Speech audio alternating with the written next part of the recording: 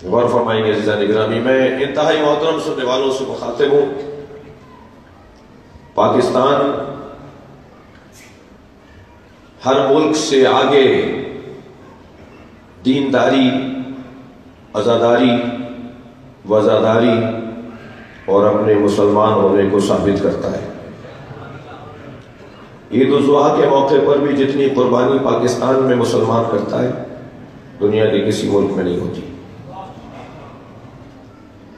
ربیع الاول میں سرکار دو جہاں سے محبت کا اظہار جتنا پاکستان میں ہوتا ہے دنیا کے کسی ملک میں نہیں ہوتا۔ محرم میں امام حسین کی عزاداری جتنی پاکستان میں ہوتی ہے اتنی کسی ملک میں نہیں ہوتی۔ میں جب کہہ رہا ہوں کسی ملک میں نہیں ہوتی تو مجھے پتا ہے کہ کسی میں کون کون آتا ہے۔ میں تجزیہ سمجھ کے کر رہا ہوں کہ کسی ملک میں اتنی عزاداری نہیں ہوتی جتنی عزاداری پاکستان میں ہوتی ہے۔ غیور قوم ہے، باہمت لوگ ہیں، عقیدت مند لوگ ہیں، فداکار لوگ ہیں، آزاد لوگ ہیں۔ تو جب آپ کے پاس اتنے سرمایے ہوں گے، اتنی قیمتیں ہوں گی، اتنی آپ کے پاس دولتیں ہوں گی تو اتنے ہی لٹیرے بھی آپ کو دیکھ رہے ہوں گے، اتنے ہی آپ کو لوٹنے والوں کی نگاہیں بھی آپ پر ہی ہوں گی۔ لہذا انتہائی حساسیت اور توجہ کی ضرورت ہے کہ کوئی ہمارے صفوں میں داخل نہ ہونے پائے، اور اگر کوئی کسی کے کہنے پر ہماری صف میں آ کر کوئی مسئلہ کر رہا ہے تو اس سے بات کرنے کی ضرورت ہے۔ گروپنگ، تناؤ کھچاؤ، پارٹی بازیاں، تفرقہ کسی طور قابل برداشت نہیں ہے۔ ہم کسی اور کی طرح متحمل نہیں ہیں کہ تقسیم ہو جائے کہ وہ ماتمی ہے اور وہ نمازی ہے۔ وہ شیعہ نمازی ہو ہی نہیں سکتا جو ماتمی نہ ہو، عزادار نہ ہو، اور وہ عزادار ہے امام حسین ہو ہی نہیں سکتا کہ جو نمازی نہ ہو۔ یہ تقسیمات اور یہ الجھنیں کہیں اور سے آ رہی ہیں۔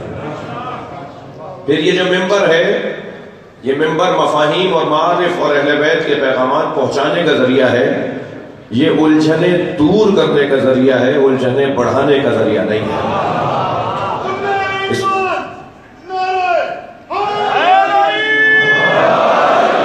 آپ کے اور میرے بزرگوں نے بڑی محنت کے ساتھ ہم تک یہ امانت پہنچائی ہے، اور کن کن مسائل کا سامنا کرتے ہوئے یہ ذکر ہم تک آیا ہے اس کی تاریخ پڑھنے کی ضرورت ہے۔ لہذا آسانی سے کسی کو اپنی صف میں آ کر الجھن بڑھانے کا موقع نہ دیجیے۔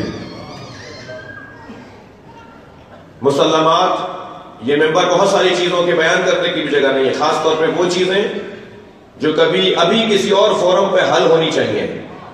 پہلے علمی حلقوں میں ثابت کیجیے اور پھر عمومی حلقوں میں آ کے بیان کیجیے۔ جو ابھی علمی حلقوں میں ہی ثابت نہ ہوا ہو اسے عمومی جگہ پر لا کر بیان کرنا، اور میرا چھوٹا سا بچہ اگر اسے کوئی جملہ سمجھ میں آ جائے اور وہ نعرہ لگا دے اور اس میں میں سمجھوں کہ میں کامیاب ہو گیا تو میرے اس بچے کے نعرہ لگا دینے سے میں کامیاب نہیں ہوا۔ یہ کسوٹیاں نہیں ہیں کسی کے کامیاب اور ناکام ہونے کی۔ یہ قرآن کی تفسیر ہے جو ممبر سے بیان ہو رہی ہے، یہ نبی کے احادیث اور فرامین کی تشریح ہے جو ممبر سے بیان ہو رہی ہے۔ اسے بیان کرنا اور اس کی تشریح کے لیے انتہائی علمی اور انتہائی دقت کی ضرورت ہے، اور بہت ساری باتیں یہاں نہ کریں، میں اپنے آپ سے کہہ رہا ہوں، اس لیے کہ یہاں اگر میں نے اپنی قومی الجھنوں کو بیان کیا تو ہماری مجلس میں جو سنی بھائی آیا بیٹھا ہے، جو غیر مسلم آ کر بیٹھا ہے، جو عیسائی آیا ہے، جو یہودی آیا ہے، جو ہندو آیا ہے کہ مجلس میں چلو، وہ میری الجھنوں کے بیان کرنے سے کل نہیں آئے گا۔ اور اگر میں نے ایک عزادار کا دروازہ بھی بند کر دیا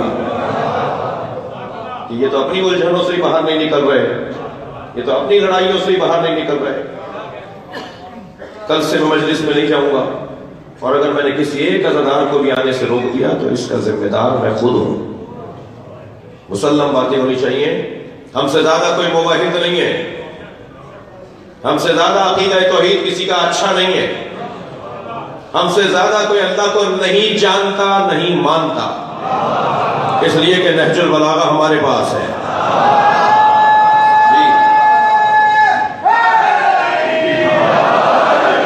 صحیفہ سجادیہ ہمارے پاس ہے۔ میں کسی کے بڑے پر کوئی تبصرہ نہیں کرنا چاہتا، مگر بڑے بڑے لوگوں کو اللہ سے بات کرنے کا ڈھنگ نہیں آتا، اور اہل بیت کے بچے اللہ سے بات کرنا جانتے ہیں۔